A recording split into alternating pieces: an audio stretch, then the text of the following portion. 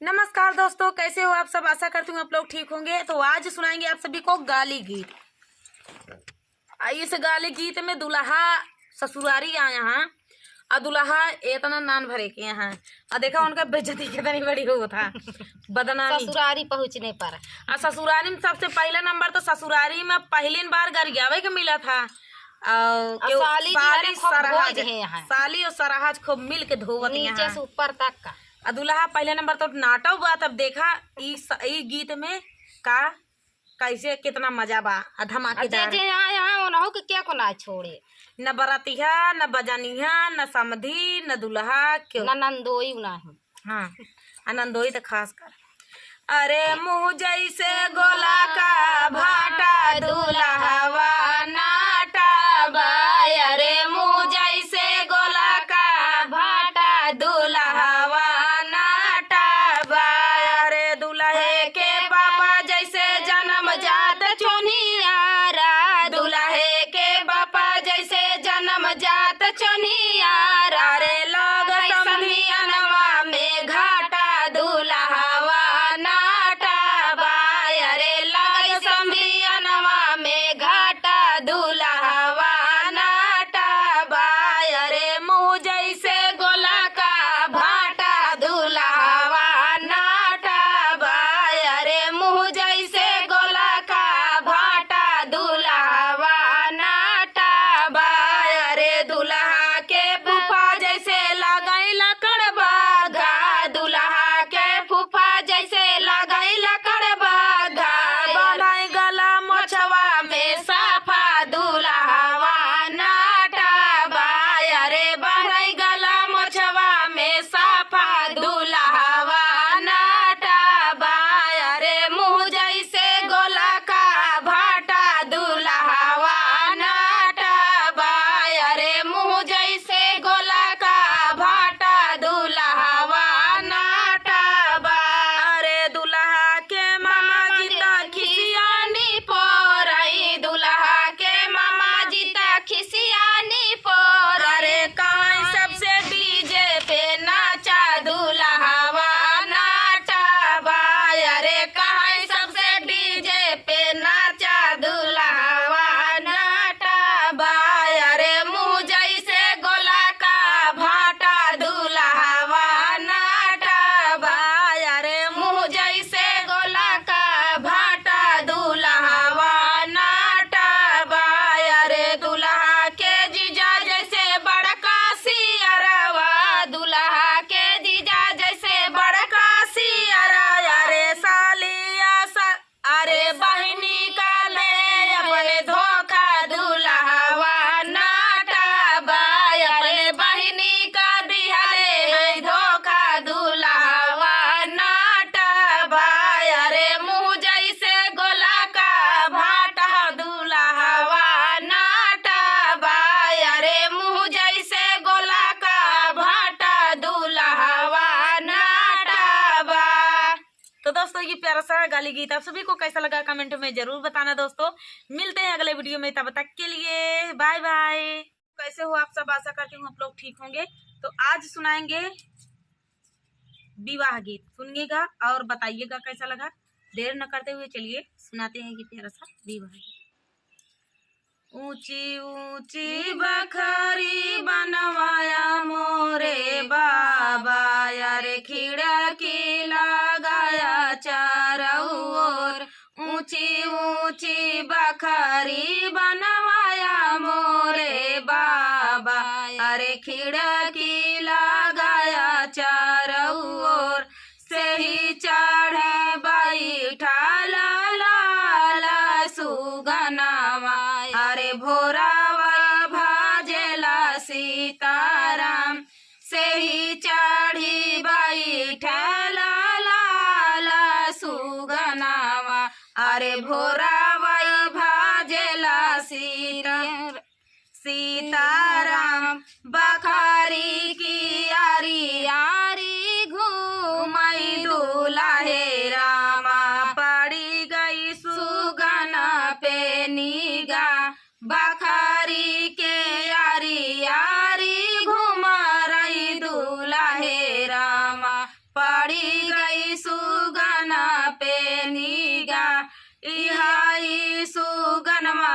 ससुर दाए जमाले भाई अरे तब बेटी बियाह बतोहार इहाई सुगनवा ससुर दाए जमाले भाई अरे तब बियाह बिटिया तोहार रुपिया दे भाई बेटा सोनावा हम दे भाई अरे घोड़ावा दुआरा रे कचार एक नाही दे भाई बेटा लाला रे सुगनावा अरे भोरा भाई भाजेला सीताराम एक नाही दे भाई बेटा लालाई सुगनावा अरे भोरा भाई भाजेला सीताराम भीतारा से निकाले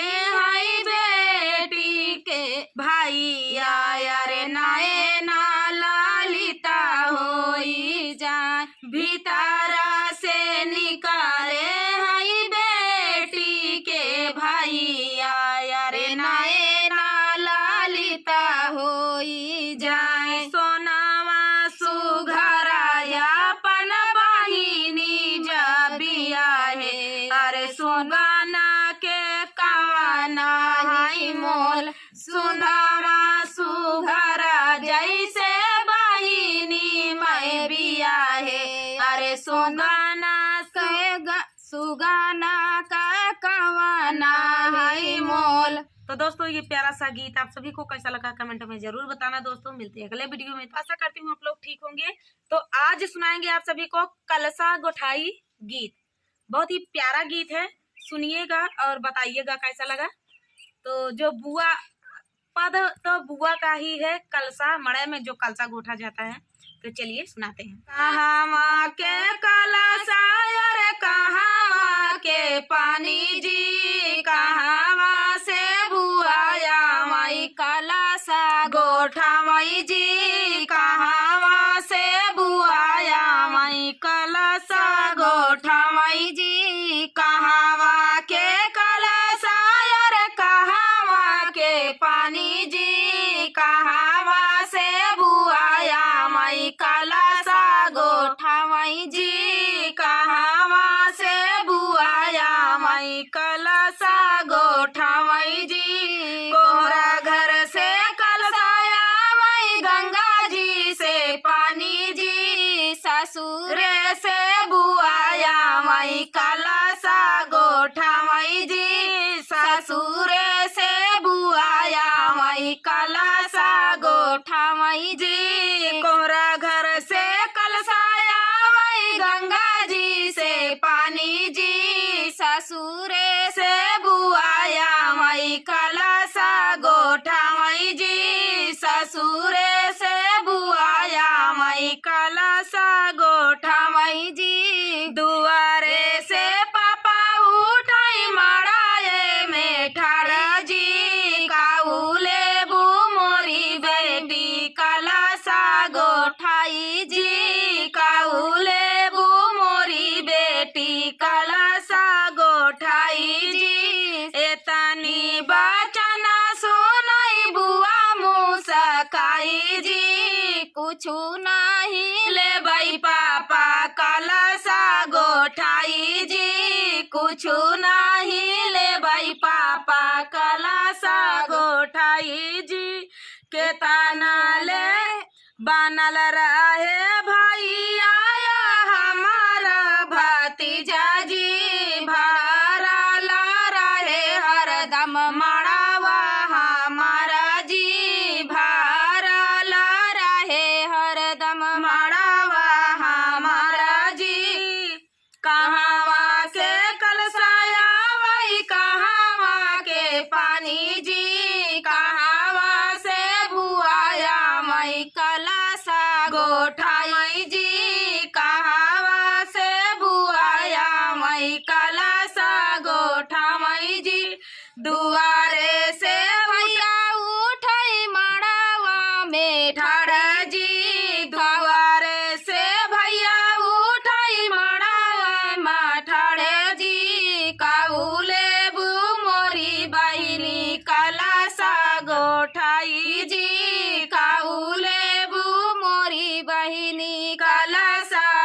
गोठाई जी तानी बचन सुनाई बनी मुसकाई जी कुछु नहीं ले भैया कलसा गोठाई जी कुछु नहीं ले भैया कलसा गोठाई जी बनल रहे हरदम भैया भतीजा जी भरल रहे हरदम मड़ावा हमारा जी भरल रहे हरदम मड़ावा हमारा जी कहवा के कलशया कहवा के पानी जी कहवा से बुआया वही कलशा गोठा मई जी कहवा से बुआया वही कलशा गोठा मई जी।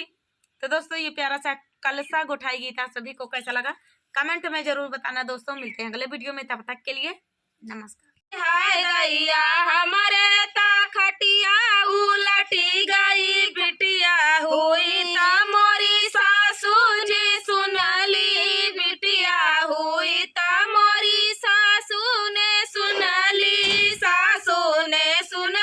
सासुर जी से कहे दी सासू ने सुनली सासुर जी से कहे दी हाय दैया वन करता खुली गई धोतिया हाय दैया वन करता खुली गई धोतिया हाय दैया हमारे ता होई गई बिटिया हाय दैया हमारे ता होई गई बिटिया बिटिया हुई ता मोरी जेठनी ने सुनली बिटिया हुई ता मोरी जेठनी ने सुनली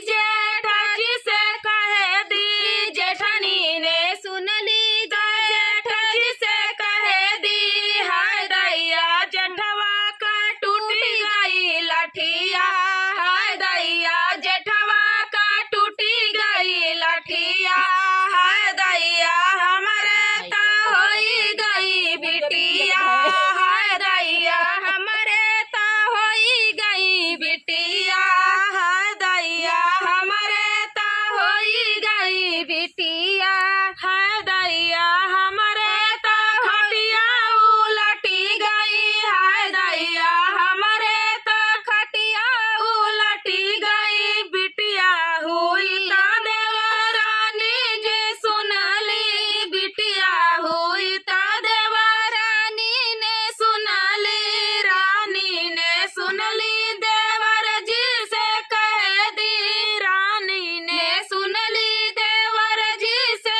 कह दी हाय दैया उनके ता उड़ गई निंदिया हाय दैया उनकी ता उड़ गई निंदिया हाय दैया हमारे ता होई गई बिटिया हाय दैया हमारे ता होई गई बिटिया हाय दैया हमारे ता खटिया उलटी गई हाय दैया हमारे ता खटी हाय दैया हमारे ता खटिया उलटी गई बिटिया हुई ता मोरी ननदी ने सुनली बिटिया हुई ता मोरी ननदी ने सुनली हाय दैया हाय दैया ननदी ने सुनली ननदोई जी से कहे दी ननदी ने सुनली तैया जी से कहे दी ननदी ने सुनली तैया जी से कहे दी हाय दैया पिया जी उठाए लिए गोदिया हाय दैया पिया जी उठाए लिए गोदिया हाय दैया हमारे ता होई गई बिटिया हाय दैया हमारे ता होई गई बिटिया। दोस्तों ये गीत कैसा लगा कमेंट में जरूर बताना। मिलते हैं अगले वीडियो में, तब तक के लिए नमस्कार। दोस्तों कैसे हो आप सब, आशा करती हूँ आप लोग ठीक होंगे।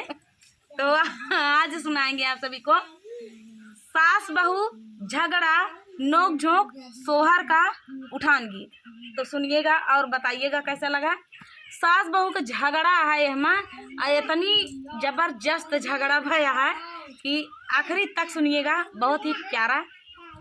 अरे जब सास वैसे पहले सास ऐसे रहबे करत रही नहीं, जब पहले सास वैसे रही तो पतोहियो तो एक दिन जवाब न दे, 2 दिन जवाब न दे, तीसरे दिन अगर जवाब दे करे जब पे लाग जाए।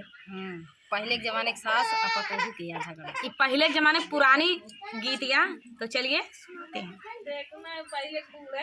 पहले पहले पहले हम गवने आए, सासू समझावई लागी, सासू समझावई लागी हो, बहुहरी समझ बूझ के रोटिया पोयू खावैया। नमस्कार दोस्तों, कैसे हो आप लोग? ठीक होंगे। तो आज सुनाएंगे सास बहू झगड़ा चुटकुला नोक झोंक सोहर गीत। सुनिएगा और बताइएगा कैसा लगा। पहले की सास थोड़ा टाइट रहती थी कुछ ज़्यादा, और पहले की सास अगर वैसे रहती थी तो पतोहियों भी बोले सीख लेते रही नहीं, तो वैसे ना है। झगड़ा है, जबरदस्त झगड़ा है।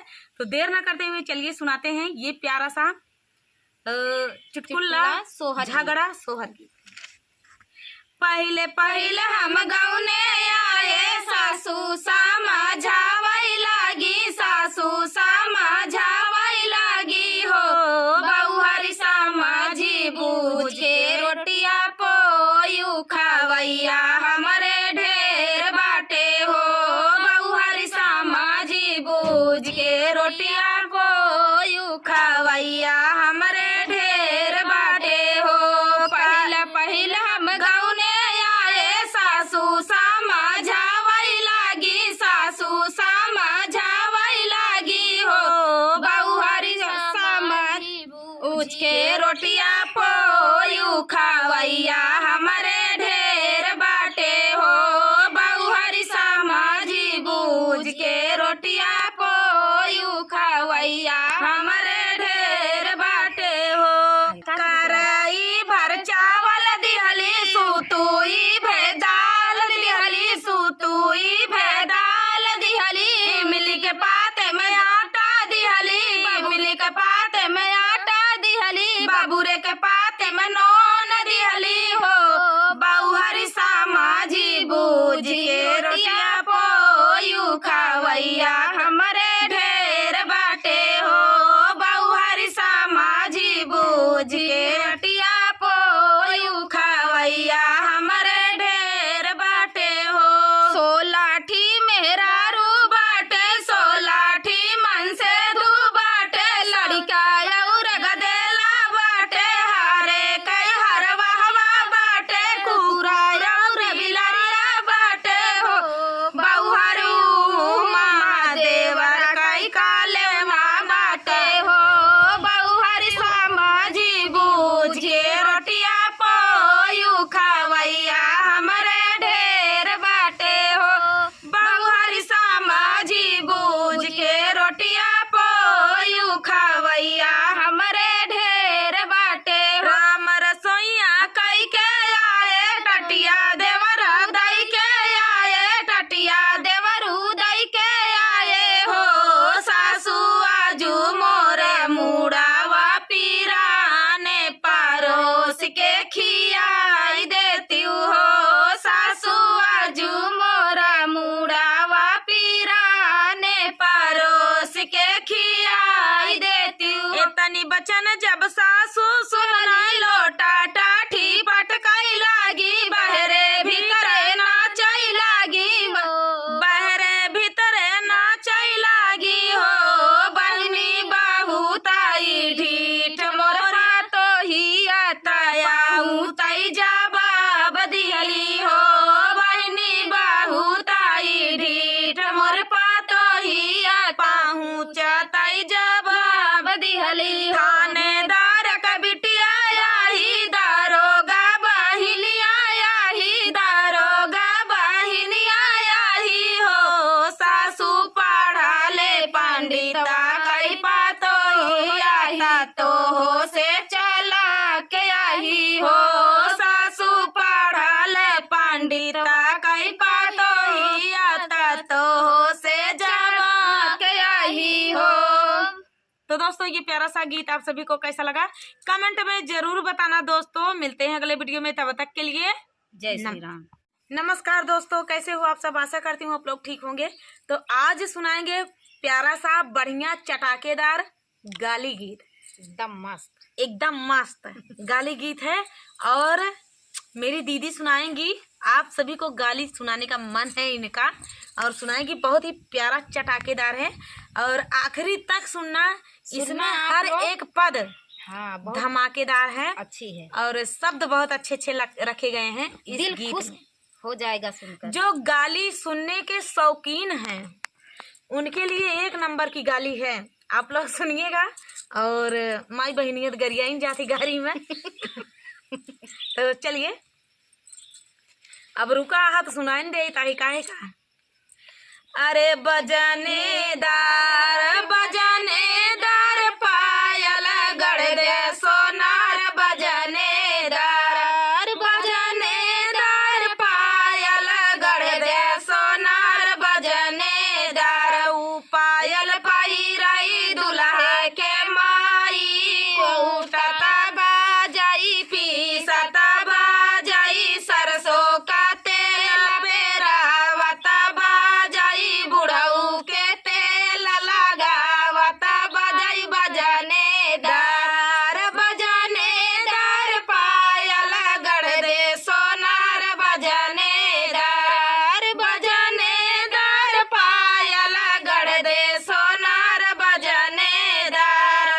अरे ऊ पायल पहिराई दुल्हा के बहिनी, दुल्हा के बहिनी, अरवटा बाजाई करवटा बाजाई, लड़ी काले पियावता बाजाई, भूसा ले भूसौले बाजाई, आधी रात से जरिया बाजाई, बजनेदार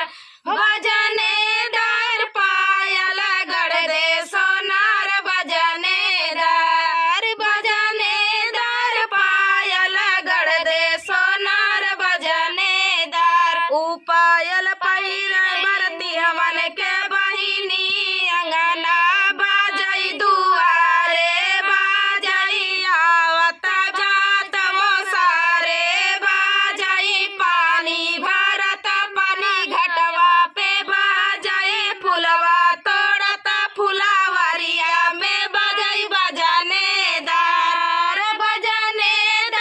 पायल गढ़ दे सोनार, बजनेदार पायल गढ़ दे सोनार, बजनेदार ऊ पायल पहिराई गारी के सुनावैया के बहिनी, खेते बाजाई खलिहाने बाजाई, पोखरा ताल तलैया बाजाई, माटी खानत मनी खनवा में बाजाई, खाना बनावत रोसैया में बाजाई, लड़ी काले खेलावता बाजाई, बजनेदार पायल गढ़ दे सोनार, बजनेदार पायल